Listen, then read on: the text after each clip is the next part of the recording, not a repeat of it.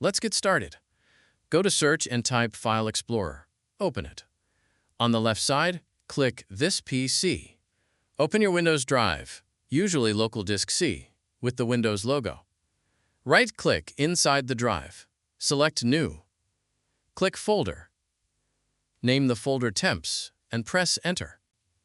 Now, double-click the Temps folder. Click on the address bar at the top.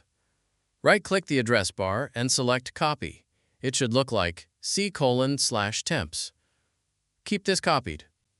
Go to Search again. Type View Advanced System Settings.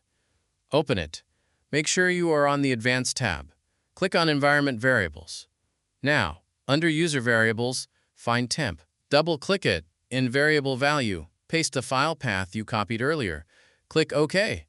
Next, find TMP. Double-click it. Delete the current value. Paste the same file path. Click OK. Finally, click OK again to close everything. Try running the installer again. If the error still appears, restart your computer, then try again. The problem should now be fixed.